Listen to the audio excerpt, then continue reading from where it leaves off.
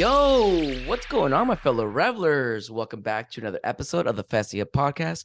I'm your host, Manny, aka Frisky Hug, and today's special guests we have Hurting Murphy and JaxonPryce.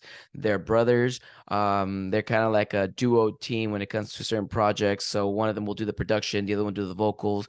One's more into rap and hip hop, the other one's more into EDM. But both together, I mean, they're making some beats happen. They're making some music happen.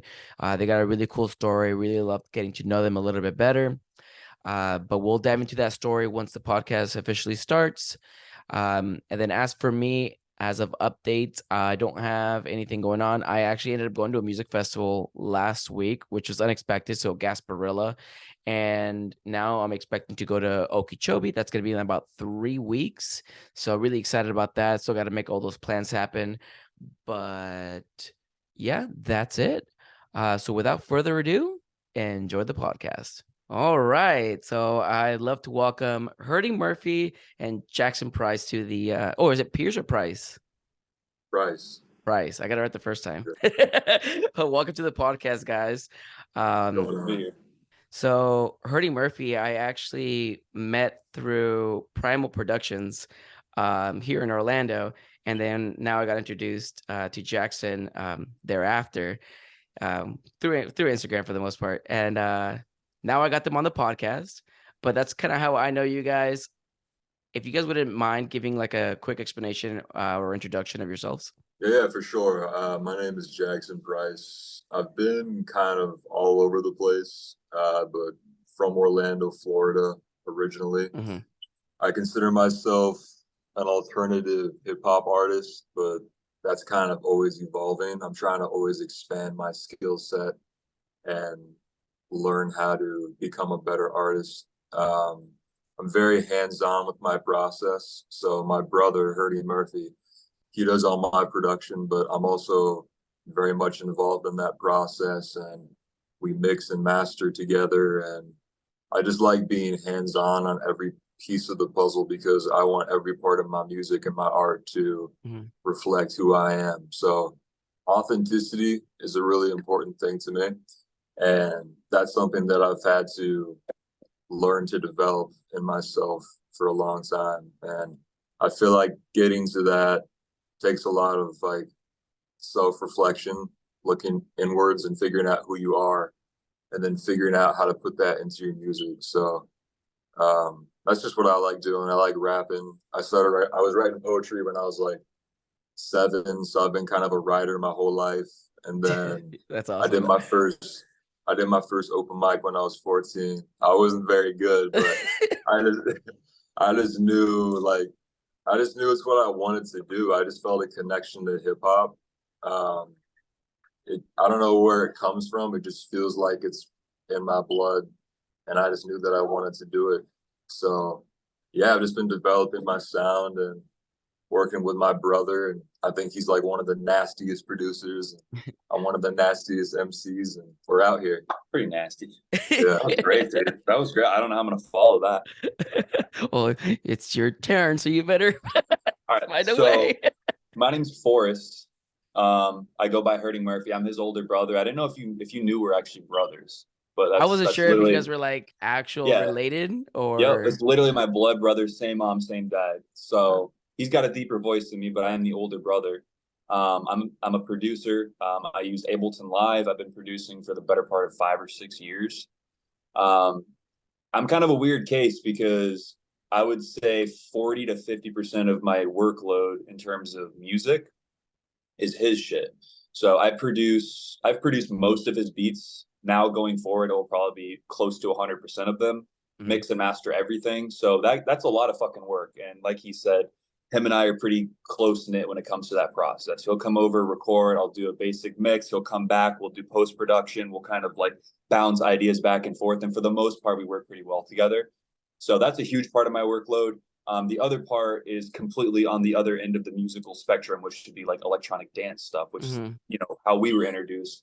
And I guess I make like dubstep. I don't know, man. I like bass music. So I like fucking house. I like really heavy rhythm shit. I like tear out. I like weird melodic, pretty stuff. And I kind of make all of it. I don't know exactly what genre I make. I would say dubstep is kind of like the blanket term I throw at it, but there's so many subgenres now. So in terms of like the Hurting Murphy brand, that's what I do. But also I produce as Hurting Murphy for him. So that's and I asked you this when I first met you, and I was like, what made you choose Hurting Murphy as like your brand, you know? Yeah, I don't know. I leave it open for interpretation. Like, were you a bully?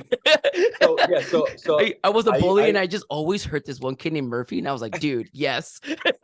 That's one way to interpret it. So like, here's the thing. I was talking to my girlfriend about this. So when I was in high school and stuff, there was a lot of bands, and I always liked band names that were like a verb and then a person's name, like Flogging Molly or Asking Alexandria, stuff like that. So I'm just like Hurting Murphy. I kind of rolls off the tongue, so it just stuck.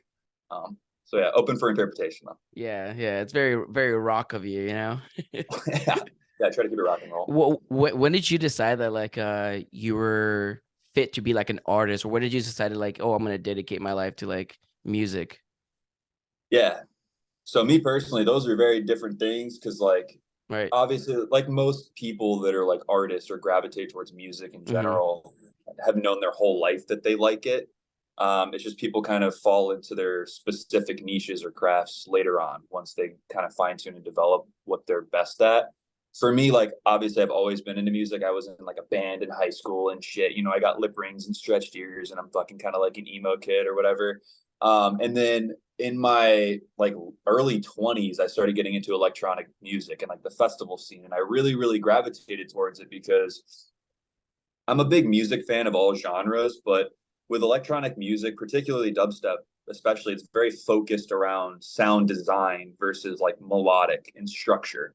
So you're hearing sounds like everybody knows what a guitar sounds like, right? There might be different levels of distortion or flanger or reverb on it, right? But a guitar is a guitar is a guitar in some way. It'll have like a different timbre, but anybody can identify a guitar. When you're hearing like dubstep, especially this newer shit, I'm trying to adjust mine. In terms of dubstep, those fucking tripods, man. We're dealing with just for the people who are watching, we're balancing it on a statue of a dragon. We're balancing it on top of a dragon head.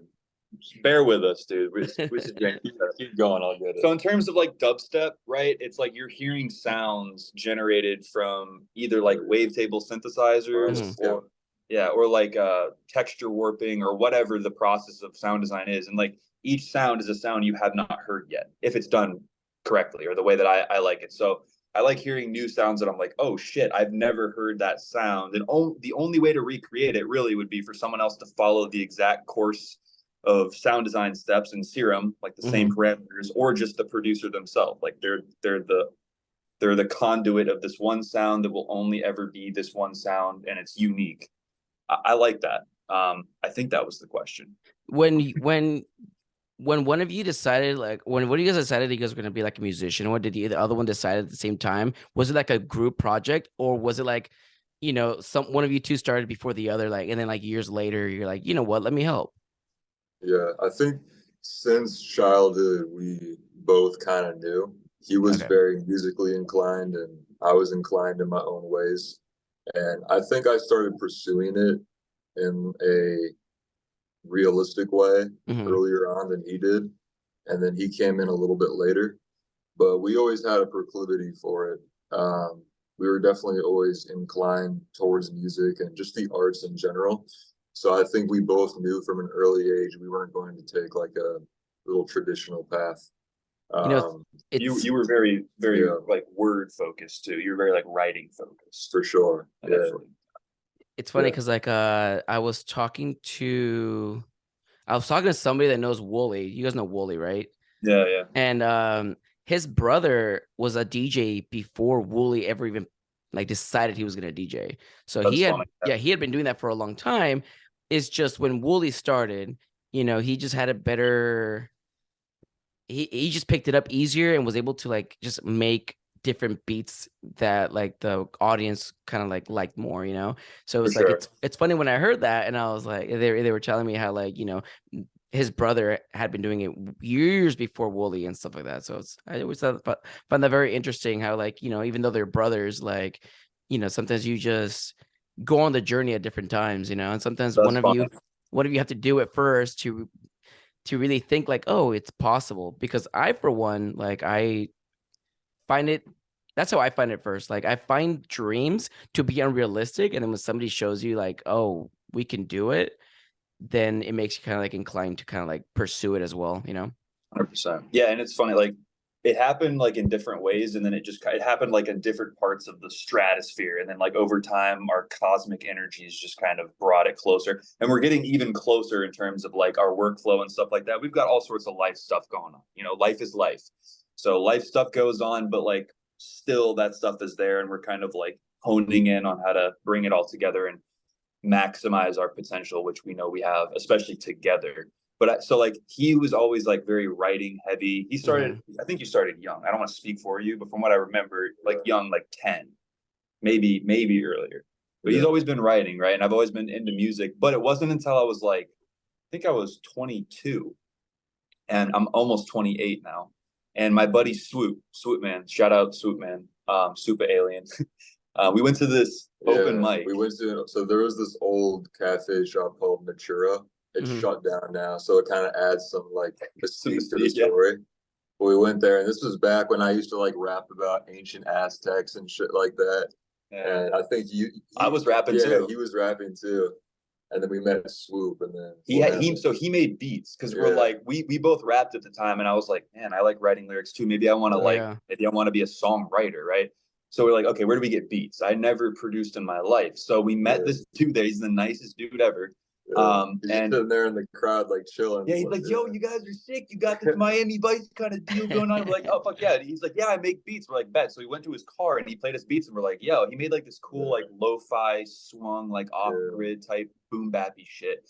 And we're like, yo, so he invited us over, and I produced on Ableton for my first time, terribly, but he basically taught me how to like splice samples and chop them up and make beats. And I'm like, yo, from that day, I was like completely balls deep in that shit. Like I got obsessed with it. He sold me a 2009 MacBook Pro that was so janky that it didn't have a space bar. And in order to keep it on, it had to be plugged in. So I would nudge it and it would just turn off on me with a cracked version of Ableton Live 8 or 9 on it. And that's where I learned, dude. Some like bootleg version and shit. Bootleg as hell, man. But I was like every day, dude, at least for the first year or two. After I turned 23, I really like came into my own as an adult, and I really got my life together. And from there, I was able to focus on it. And I would say my first year or two, from 23 to 25, it was all I did, like all day. I worked as a line cook. I would be listening to what's that Behind the DAW, and I would be like watching live streams of people producing. Like it just literally consumed my life. So I mean, you guys have some like insight on the rap community and hip hop community. Is there a difference within that community and then the community for like EDM, or we talk about it? Yeah. you want to shed light on that? Yeah, I've had a little bit of experience with both. I think generally speaking, at least in Orlando, because I haven't been to Atlanta or like New York yet. I think hip hop is a little bit more competitive because in a small city like Orlando, there's not as many spots. So there's kind of like, what is that term you use? Like when it's like when there's not enough to go around. You know what I'm talking about? Oh, I see. What is this? Famine mentality. Yeah, there's like famine mentality. Whereas in EDM, there's like a lot of more camaraderie. So I think in hip hop, it's like a little bit more difficult to book shows and things like that, because with hip hop, you don't have, from like a local level, you don't have a big production behind you. Like you're not going to show up and have visuals behind you and loud speakers. You're showing up to like shitty dive bars with a microphone that barely works, and it's you and a mic, and that's it. Yeah, it's like you got to figure out how to rock that crowd, and it's taken me a long time to figure that out, but it's good because when you're coming from that low place, it conditions you to be a lot more creative and work with what you have. Like when he was talking about having that little laptop, we didn't start with this big setup. We didn't start with connections in the music industry, and when you're actually coming up like that, I think it forces you to be more creative. And so that's kind of what hip hop has taught me. But yeah, I think hip hop was a little bit more competitive, but it's gatekeepy. And I personally speaking, like just from what I've observed, I think it's gatekeepy. And part of that is probably a consequence of the fact that it's very saturated. I mean, there's way more people who want to be a rapper than want to be a weird rhythm DJ. Like that's just a fact. Yeah, dude. I mean, I don't have a census, like, right? I didn't take a poll, but like there's a lot. I've met a lot more rappers. I didn't take a poll. Like, you didn't take a poll, bro. Do you like snails? You know what I mean? Yeah. So I think that part of the come up for, since like dubstep and stuff is so niche, it's growing. Don't get me wrong. There's way more people who want to be a rapper. So it's more gatekeepy. People are very protective. And the term you use, famine mentality. It's like people approach like success, like the most relative term ever, as like something that there's like a finite amount of, and you have to run to the top and step over people to get your little bit of it. When in reality, there's enough to go around for everybody, and you can support other people. You don't have to, you know, choke people out to get your little crumb, right? Like there's enough success out there for everybody. So and I think it also depends on like where you're at, right? Like we were saying, like Atlanta, man, you're gonna find like, you know, somewhere to rap in every corner probably, versus like, you know, that's what I was saying. Like in Colorado, it's bass heavy, man. Like, believe it or not, like everybody there wants to be a rhythm dubstep DJ or some shit. Like everybody. Where in Colorado? In Colorado. Oh yeah, I know Denver's huge with that shit. I remember like I just wanted to rap so bad. Like even back before he was producing, I would just like message people on like Craigslist, like who wants to like rap. I would go to people's houses. I would like drive an hour out on a weekday. Craigslist, some sketchy ass like some 40-year-old producer. I'm back without a liver. Yeah, it's like some 40-year-old producer and his daughters in the other room, like watching cartoons. I'm like, fuck it, I just want to spit bars, because like I'm trying to find, like I'm like driving around the city, like who wants to rap? You know, like when you're starting out, you don't know anybody. It's kind of hard to figure it out. But eventually, he started coming into his own and producing. So. And this kid's been more dedicated to his craft, or at least as dedicated to his craft than anybody I've seen on a personal level. I mean, this kid loves writing and hip hop more than fucking any inanimate object that exists. I mean, takes time. Takes time, man. Have you guys done live shows together yet? Yeah, we're doing a festival in like what, 5 days? Yeah. At UCF. Yeah, I'm gonna be rapping at UCF, and he's gonna DJ for me. It's gonna be fun. Hey, is that you guys his first time doing it live, or? We've done it a couple times, right? DJ'd, and my job's easy there. I just literally like balance out all the performance tracks. So I just go through all the project files, and I take the vocals off, and I leave the dubs and the ad libs, and then I put it on a zip drive and I play it. It's shit for me. But we're working on like integrating hip hop and EDM into one another, because you're talking about like coming up in each scene.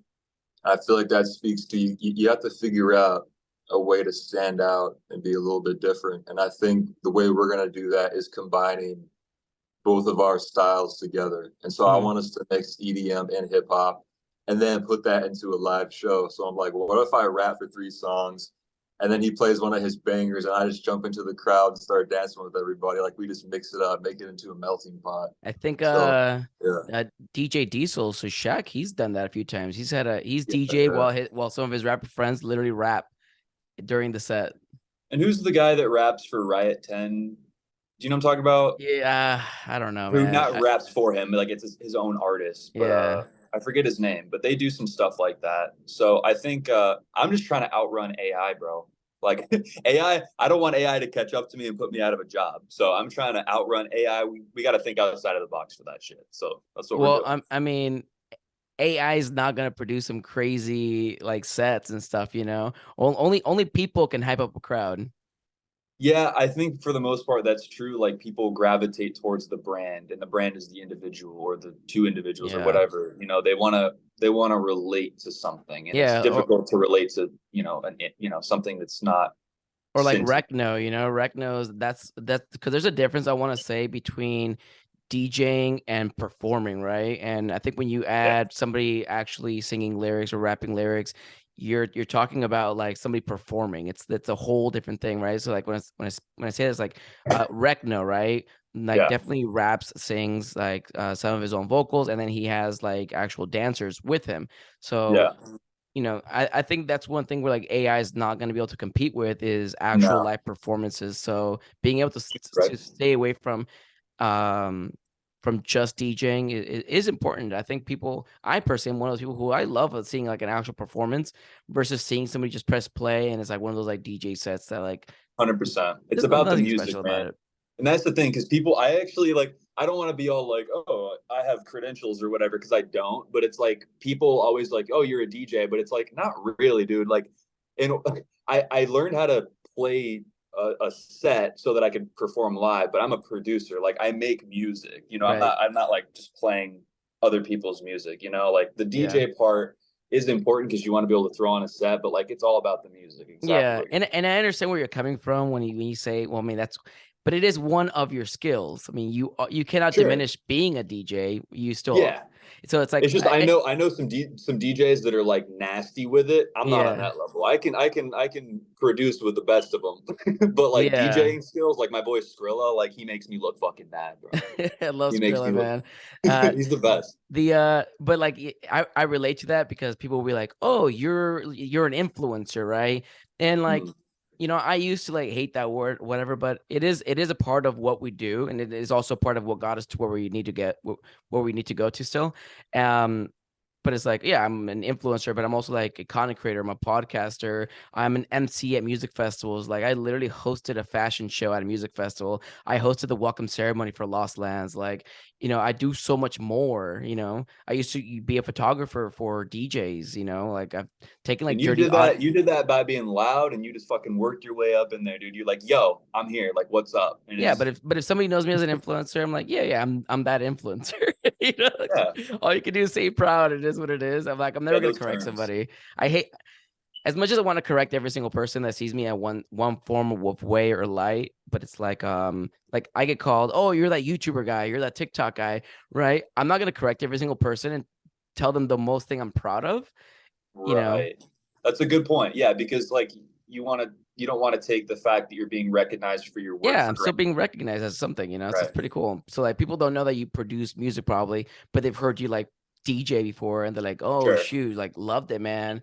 You know, so I don't know. And it's funny, a lot of the average people that just go to shows, I don't even know if they know the difference between a song you made and a song you're playing. Some of them who are like really into the scene, they'll like know, like, oh, it's a Subtronic song, I love that. But like everything else you play, it's like I don't even know that they don't know that's you or that that's not you. You know, I think they just assume that you are the artist and that's your music that you're performing. I don't know. I get that impression sometimes. I think sometimes you can tell. I've been in the scene a little bit longer, so it's easier for me. But I think like other people, they really can't tell. But when you do post like you do like your own remix of like Subtronics, for instance, they're not gonna know. Like they barely know the Subtronic song at all. Like even unless like you remixed it. For sure. Yeah. I don't know. Oh, yeah. But what kind of songs do you guys have together so far? I know you guys just released something, right? I believe I saw it on your guys' Instagram. Yeah, I just dropped a new single. So we do mashups where he'll make an EDM type track and then he'll sample my vocals for like a pre-drop vocal or something like that. Okay. Then he also produces my beats as well. So I just dropped the song. It's a brand new single. It's called Down Low. He produced it. I don't even know what genre it is. It's like it's like hip hop, pop, a little bit of reggae, and I just think it's dope, dude. Like what I'm really trying to do is just make music that's good, but just doesn't sound like anybody else. And I can confidently say that I'm getting there, and I'm really proud of that because like I feel like as an artist, that's the hardest thing to do. But the new song, it's just groovy, man. You can listen to it at the beach or, you know, with a MILF or something. And it's just a good time. That's why I like it, because I'm able to be like, people are like, hey, you produce, and I'm able to show them stuff that I've produced for him. Like Down Low's a fucking banger. It's my favorite beat I've ever made. And it's something you can show to your grandma and she'll like get it on some level. I can't show grandma a deep fucking dub rhythm. You know, what if grandma started like busting some moves? Sometimes you can, but like, you know what I mean? It's not easily palatable for everybody. That shit is, I mean, Down Low's a banger. So Have you guys So a lot ever? of the yeah, Go go ahead. ahead. No, No, I you was go just gonna say, first. yeah, a lot of the stuff that I produce for him is like very versatile. So, and he Yeah. every time I make a beat, he just completely makes it his own. Like he just makes it he takes it from like an idea to a fully formed concept, and then once Yeah. we get it mixed and mastered right, it's just an absolute banger every time. And that's the big thing as a rapper is I feel like there's two aspects you have to fulfill to like really become something. I think you have to be skilled, but you also have to like know how to make music. Like there's so many rappers out there who can rap their asses off. Like we're both fans of battle rap. Mm-hmm. And you have these dudes who are just like rhyming crazy and because we're fans of poetry, and you have these dudes who have all these like crafted double meanings and these beautiful poetic devices, but They're not when musicians. it comes to actually making the music, they just can't really do it. That's why they don't make hits. Yeah. We're trying to do both. And then Yeah. well, on the other side of the spectrum, you have people who like are musically inclined, but they don't necessarily have the technical ability to execute it. So they don't really have like the skill set. So something I've had to like teach myself how to do is he'll make me a beat and I'll figure out how do I craft a song to this. So that one, he had this crazy for download. He had this crazy EDM production. I'm like, all right, I got to Yeah, figure out like how he's to got craft he's a got song the to it bass like this. basically for this. Yeah, and The bass then production. yeah, he'll make like all sorts of beats. He'll make me like a lo-fi beat. He'll make me a J Dilla boom bap. He'll make me a trap, whatever. That's the It's coolest just shit about crazy. what we do is I think we just do different stuff. Yeah, We just do different stuff. Like I don't just make like a trap beat with an eighth note hi-hat and a weird melody I just ripped from something. I keep it weird. I like to do weird stuff. You know, I don't want somebody to listen to it and be like, oh, I could recreate this in 30 minutes. You know, I want them to be like, yeah, how did he do that? Or like, that's impressive, you know? yeah, Because when I see one thing for me, like when I got into producing, the main thing that drew me to like really technical dubstep sound designy stuff is I would listen to it and I'm like, how did they do that? Like, how could you possibly? Because at my skill level at the time, I was like, I don't know what they did, you know? Right. And I want people to hear my stuff and be like, how did he make that sound? You know? When you've been sound designing for a while, you kind of have like an idea of like, oh, okay, well, this is a saw wave, frequency modulated by some other basic shape, and then a filter. But then when you hear people like, for example, like I don't know if you know dot dot, they make this really like rhythmic atonal stuff. Sometimes I'll hear their stuff and I'll be like, I have no idea what this is. Like I think they like field record stuff sometimes and they just put a 808 under it and like they use that as a wub. That's what it sounds like. So I don't know. I just like to keep things new. it makes me think I had a fucking seizure one time and he sampled me in the hospital and he made a beat out of it. It's like you can make music out of anything. Oh, my track Witch's Brew. So the main base of that is that his seizure? No, it's literally a fart sample. It's a fart sample. I took like 48 OTTs and I just resampled all of like the artifact trails and just fucked them up, added drums and then What do you mean a fart sample? Literally, dude, a fucking Wait, fart sample. You know who has a fart song? So I was talking to my buddy and I was like, and I love just making like fart noises just like around that back, you know, just randomly. Yeah, and I was like, so I'm basically just rapping or not rapping, beatboxing with farts, you know? And I was like, oh man, somebody should do like an EDM fart song. And then my buddy was like, oh, Blunts and Blondes already has one. And it's literally, really? Yeah, it just sounds like, I've never heard it. I didn't even know it was a thing. and I was like, that's some funny shit. It might be actual farts like in the song. I don't know. Yeah, man, you just got to keep it creative. I hear a lot of the same stuff all the time. And do you guys ever want, or do you guys like send your music out to like a bigger artist for like remixing? Yeah. What are some artists? For remixing. Sometimes like when I have a track that I'm really proud of. So for example, like just today, literally today, there's an artist I like named Jaqui. I really like him. Like his sound design and everything. I think he's one of my top 5 right now. And my buddy Vladimir, who's an insane producer for how small of an artist he is. Yeah. Him and I work really well together. So he sent me this track to collab with him on, and I loved it. It's just like right up my alley. So we started collabing on it. And then he's like, yo, this would be great. This is right up like the Cyclops, Jaquie alley. So I literally like recorded a video of me just like listening to it and sent it to Jaquie. And he's like, yeah, send it to me. And then he sent me his email. So I try to do that as much as possible, just because the squeaky wheel gets greased. You know, like if you put yourself out there and the music can represent itself, then yeah. So I try to. I could be doing it more. I mean, do you guys have any like inspirations when you guys are making music? Like, is there like an artist or a group that you guys like look up to? Like, you know, I want to resonate with this artist or this band. That would take a whole interview to go through all that. I'm thankful that I got exposed and he got exposed growing up to so many different influences, not just musically, but ideas, just the way that we were raised to think. We weren't raised to think a certain thing. We were just raised to think on our own terms. You know, we're very like free thinking people, and we're not programmed in any sort of way. And when that's your framework from childhood, it makes you very open-minded. And so you're able to really be influenced by a lot of things, not just music, but life experience as well. But as far as music goes, I mean, I think that we're pretty versatile.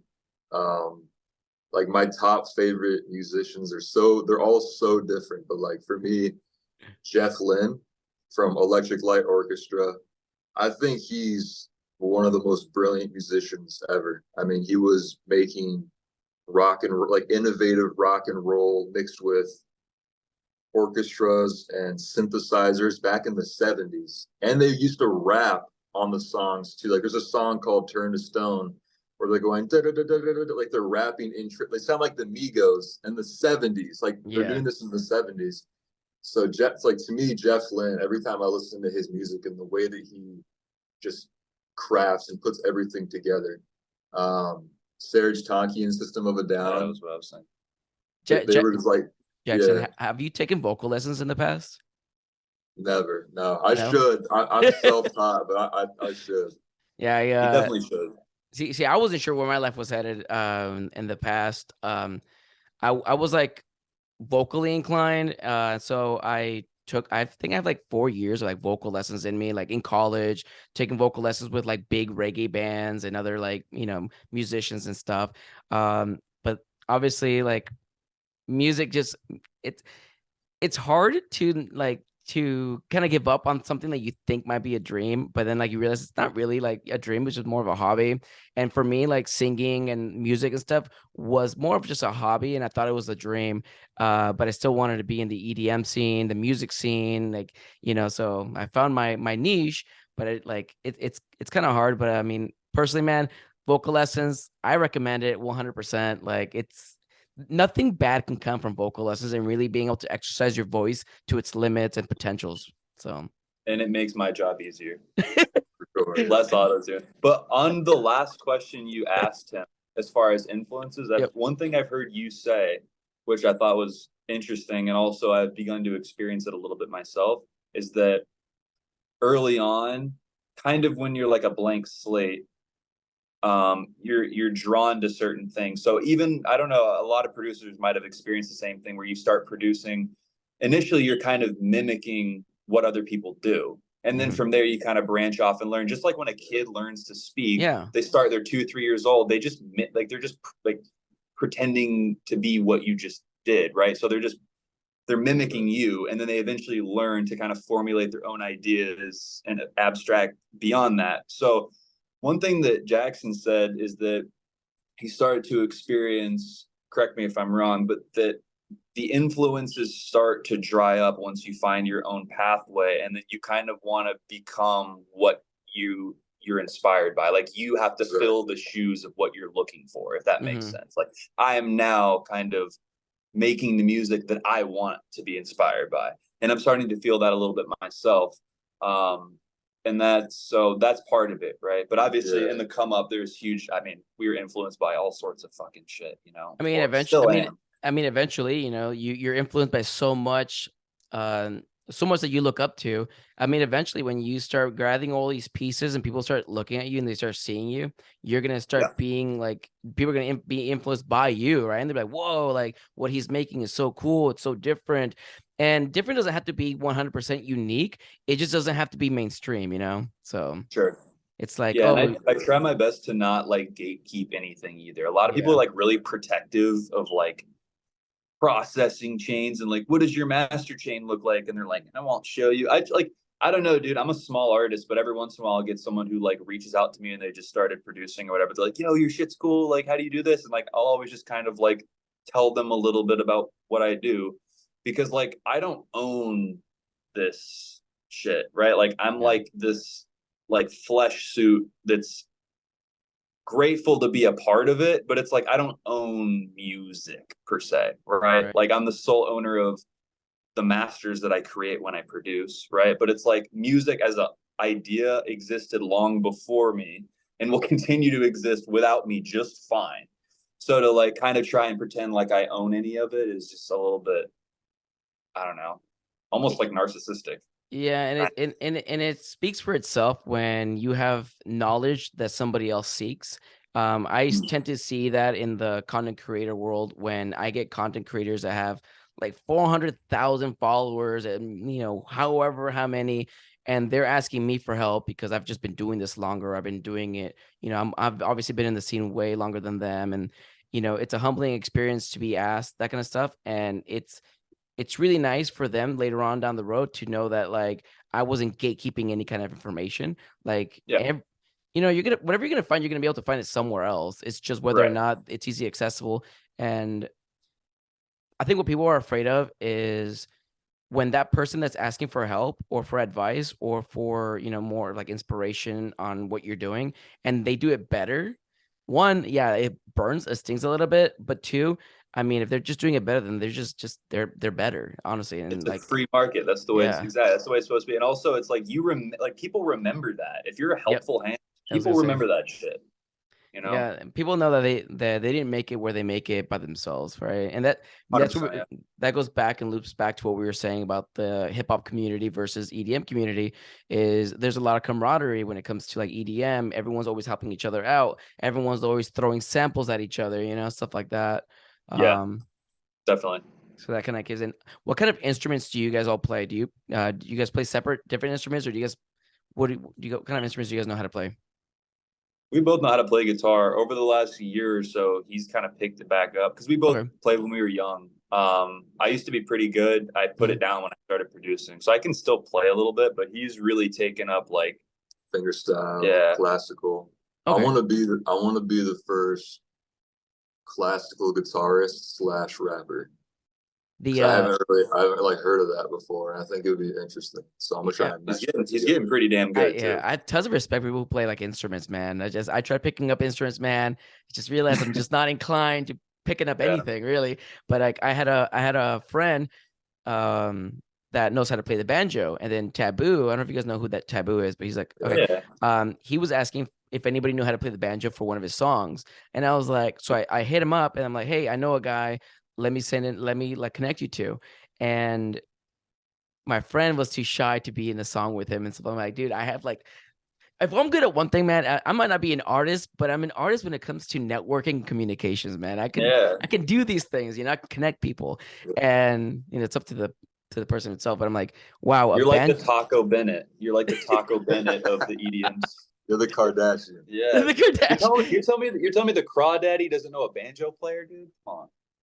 That's what I was saying, but a banjo in the EDM scene, probably not. I don't know. That's pretty damn cool. Yeah, so I'm over here connecting into somebody that I know, and didn't work out. So I guess I mean, that's why that's the point where I was like, man, if I just knew how to play instruments, man, I'd be like I could play the banjo. Yeah.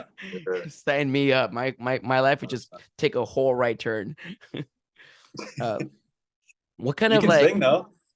I can sing a little bit, not anymore. My voice has gotten pretty like it's gotten deeper. Like my balls have dropped and stuff. So Yeah. I used to be a tenor. I think I'm like a fucking baritone. How old now. are you, by the way? I literally cannot tell. I'm 32. 32. Okay. Yeah, you guys? I'm about to turn 28. 24. 24. What kind of plans you guys got going on for the future this year? What are your let's say a couple things. What do you guys got going on at the for this year? And then what are your 5-year and 10-year plans? Good question. So for me, the most important thing for me right now is building catalog and making sure that my catalog is quality. So what I always say to him is that the longer it takes for you to get on or get whatever level of recognition you want, the longer you have to prepare, the longer you have to sharpen your craft and have more music out. You know, I think when we're younger as artists, we want quicker success. But I think the younger that you get success, the harder it is to maintain it because you don't have as much experience. So for me, I'm taking this time to build my catalog. That way, whenever somebody discovers one of my songs by chance, or if one of them gets a little bit of buzz, they'll have all of this other stuff to go back and listen to, all of these other music videos, all of these other like a whole resume, really. Yeah, so it should, for me, it's like building catalog and consistently putting out music and just always getting better. I think that you can always improve. I think that you can always improve. True. And you know, also taking advantage of the time when there's no expectations, when nobody knows who the fuck you are, nobody really cares, so you can just experiment and do weird stuff, weird music. So there's not as much pressure. So I feel like it's a lot of like freedom to take advantage during that time. And as far as the next 5 or 10 years, I mean, I have crazy aspirations. Like, I want to be levitating through a stadium and rapping to people's heartbeats, and I want to hear him sampling the heartbeat and making a beat out of it, and I have to rap to that shit. Like, I want to do some crazy stuff. I don't know. I might be the first rapper on the moon. I don't know, but you got to get in with SpaceX first. Yeah. Me and Elon we're gonna sample Elon. I mean, Elon does love his raves, man. But yeah, I think it's just a matter of consistency and just putting your heart into it, man. You know, nothing's guaranteed, nothing's easy. You just got to do it. Just wake up and do it, and just be grateful for it. And we just like making tunes, you know. What about you, Forrest? Well, short term versus long term, I guess we'll just focus on the music side of it for now.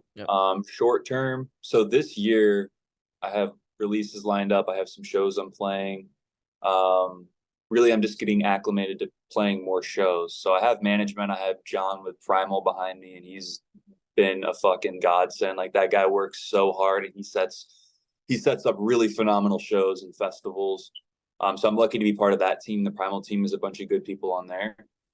For me, I'm going to just continue releasing a minimum of 1 release per month, getting at least 1% better each month. Playing as many shows as I possibly can. I may or may not go for some label releases. I have my feelings on ownership and stuff, but I think that it may behoove me to do that, at least where I'm trying to go. And to be honest with you, man, like, he's the visionary behind the JaxonPryce project. So when it comes to that stuff, I produce and I kind of just help him craft it into something, and that's its own thing. For me, with the EDM stuff, to be honest with you, man, I don't need to be fucking Excision. I really don't. I don't need to be a fucking rich DJ. I'm already selling health insurance as a full-time job.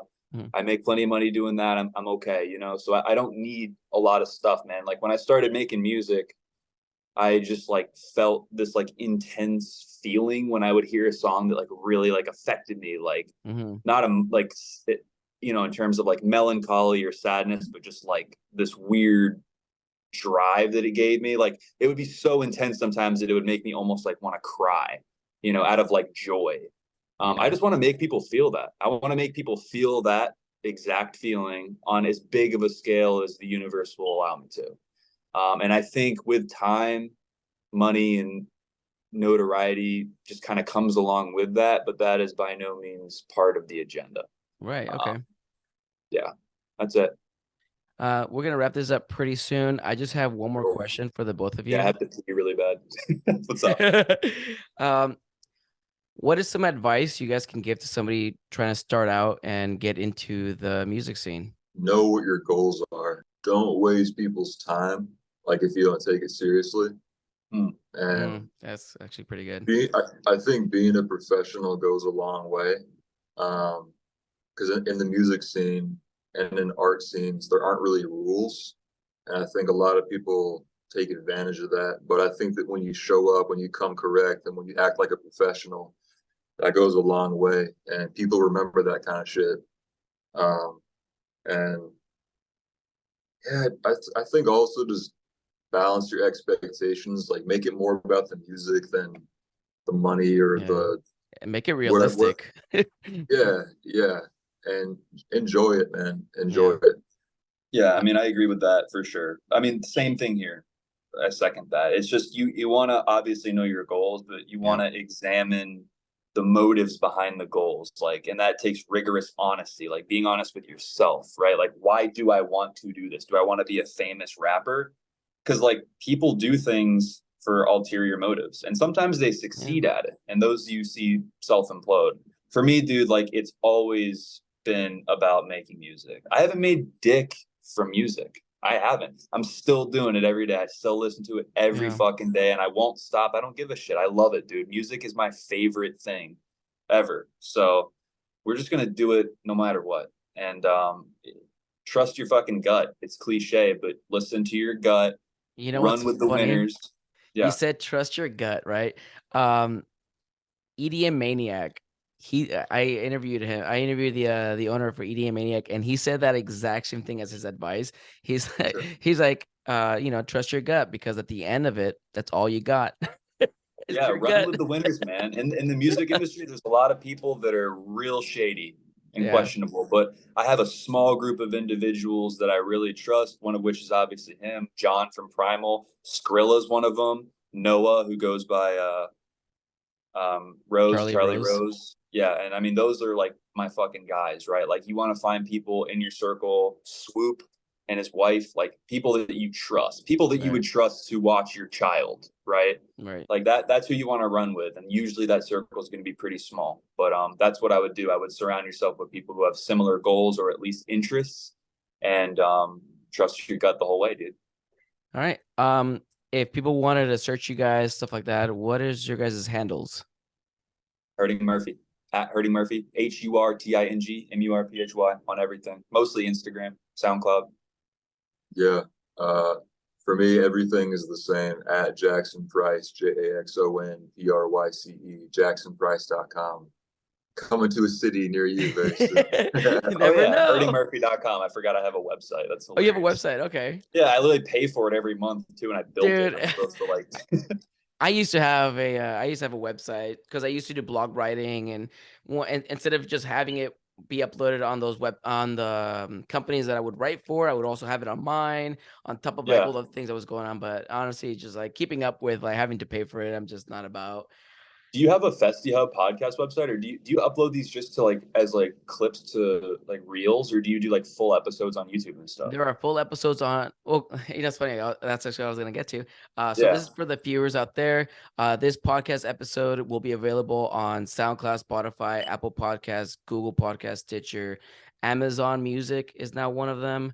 The video version is on Spotify and it's on YouTube. And then everything is also located on my link tree on both the Festy Hub Podcast Instagram and the Frisky Hug Instagram as well. He's coming for you, Joe Rogan. Be careful. Yeah. He's coming for that top spot, boy. Yeah, who knows? Anything else you guys want to add before we end this? Grateful to be here, man. Super honored you had us on. You're a cool dude. Stay in touch, man. Happy to do this anytime. One day I'm gonna get a farm and chop wood. But I'm still going to be rapping. Chopping wood and rapping. And I'll probably be in the picture there somewhere. I'm not sure what I'll be doing. All right. And this is for the viewers. Just like I say at every episode, I'll catch y'all at the next one. Bye, guys.